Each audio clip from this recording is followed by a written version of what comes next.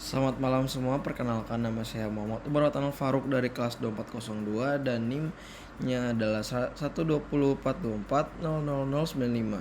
Pada video ini saya akan mengerjakan tugas pendahuluan modul 3 data mining mengenai pemodelan data dan deployment menggunakan dataset heart disease dengan algoritma Naive Bayes. Mula-mula kita akan mengimport library dulu seperti biasa, dan saya sudah mengerunnya. Download database, saya sudah mengupload dataset yang tadi. Lalu mari kita mulai saja. Langsung nomor 1, jelaskan apa yang dimaksud dengan data imbalance pada klasifikasi heart disease. Tuliskan sintaks untuk mengecek distribusi kelas pada label target dan jelaskan fungsi sintaks tersebut. Oke, baik, yang pertama itu saya akan menjelaskan apa yang dimaksud dengan data imbalance. Jadi data imbalance itu terjadi ketika jumlah data di satu kelas jauh lebih banyak dari kelas lain. Kalau dibiarin, model bisa bias ke kelas mayoritas dan kurang akurat mendeteksi kelas minoritas. Berikut kode yang sudah saya ketik dan mari kita lihat hasilnya. Oke, jadi pada soal nomor 1 saya melakukan pengecekan data imbalance pada dataset heart disease. Data imbalance merupakan kondisi ketika jumlah data antar kelas tidak seimbang. Pada dataset ini terdapat dua kelas, yaitu target 1 untuk pasien yang memiliki jantung dan target 0 untuk pasien yang tidak memiliki jantung. Saya menggunakan sintaks value counts ini untuk menghitung jumlah masing-masing kelas sehingga dapat diketahui apakah dataset tersebut termasuk seimbang atau imbalance. Lanjut saja nomor 2, soal berikut. Jelaskan apa yang dimaksud dengan random undersampling. Tuliskan sintaks untuk memisahkan kelas mayoritas dan minoritas. Melakukan undersampling lalu menggabungkan kembali dataset transmission balance. Baik, jadi random undersampling adalah teknik menyimbangkan data dengan cara mengurangi data kelas mayoritas secara acak hingga jumlahnya sama dengan kelas minoritas. Berikut sintaks yang sudah saya kerjakan. Nah, sudah ada datanya. Jadi di sini saya memisahkan dataset menjadi fitur dan target. Itu nomor 3. Nomor 2 itu saya melakukan random undersampling untuk menyimbangkan dataset. Pertama, saya memisahkan kelas mayoritas dan minoritas. Setelah itu, saya mengambil sebagian data dari kelas mayoritas secara acak menggunakan fungsi sampel. Jumlah data yang diambil disamakan dengan jumlah kelas minoritas. Kemudian, kedua dataset digabung kembali menggunakan concat sehingga dataset menjadi balance. Lanjut nomor 3, pisahkan dataset menjadi fitur X dan target Y, kemudian melakukan split data training dan testing dengan rasio 80/20. Tuliskan sintaksnya. Jadi dataset ini akan dipisah menjadi fitur X dan target Y, lalu dibagi 80% training dan 20% testing. Mari kita lihat hasilnya yang sudah saya kerjakan. Oke, sudah ketemu ya, jumlah data training 798, jumlah data testing 200. Langsung saja nomor 4. Bangun model klasifikasi menggunakan algoritma Naive Bayes. Tuliskan sintaks untuk inisialisasi model, training model, prediksi data testing. Jelasin fungsi setiap prosesnya. Jadi Naive Bayes adalah algoritma klasifikasi berbasis probabilitas.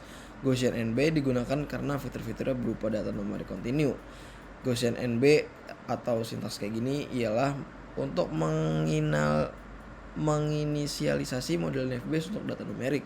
Sedangkan fit train ini melatih model menggunakan data training, dan sintaks ini memprediksi label dari data testing. Nah, ini adalah sintaksnya yang sudah saya kerjakan. Oke, jadi sudah keluar untuk nomor 4. Kemudian nomor 5. Nah, pada nomor 5 saya melakukan evaluasi menggunakan confusion matrix. Berikut ini soal nomor 5-nya. Confusion matrix ini digunakan untuk melihat jumlah prediksi benar dan salah dari model. True positif berarti model memprediksi sakit dan hasilnya benar. True negatif berarti kalau true negatif ini prediksinya sehat dan benar sehat. Lalu false positif itu prediksi sakit padahal sehat, dan false negatif ialah prediksi sehat padahal sakit. Nah, ini adalah sintaks yang sudah saya kerjakan.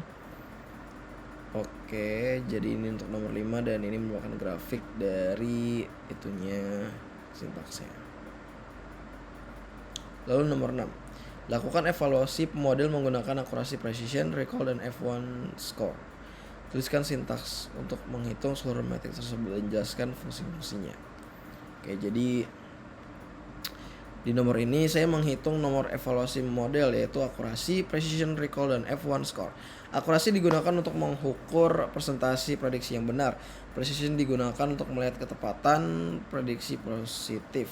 Recall digunakan untuk mengetahui kemampuan model dalam mendeteksi pasien yang benar-benar sakit, sedangkan F1 score merupakan gabungan antara precision dan recall.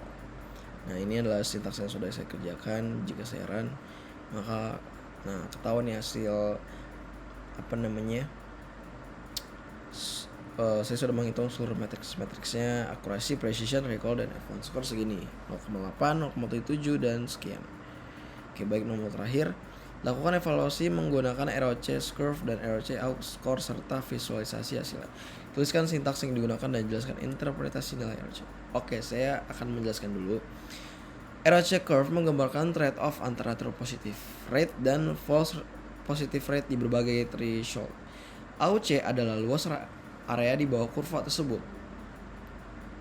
Jadi akurasi ini digunakan untuk persentase prediksi yang benar. Precision digunakan untuk melihat ketepatan prediksi positif. Recall digunakan untuk mengetahui kemampuan model dalam mendeteksi pasien yang benar-benar sedang sakit. Sementara F1 score yaitu gabungan antara precision dan recall. Bisa yang Anda lihat ini AUC ini 1,1 itu model sempurna. Kalau 0,5 itu model tidak lebih baik dari tebak acak. Dan 0,8 itu model sudah terbilang sudah bagus. Nah, ini sintaksnya yang sudah saya buat.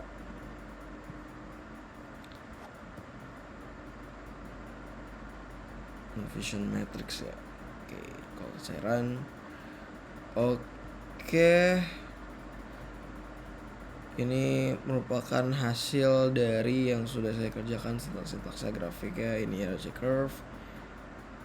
Ini rate untuk false positif ya, kalau ini untuk true positive rate-nya.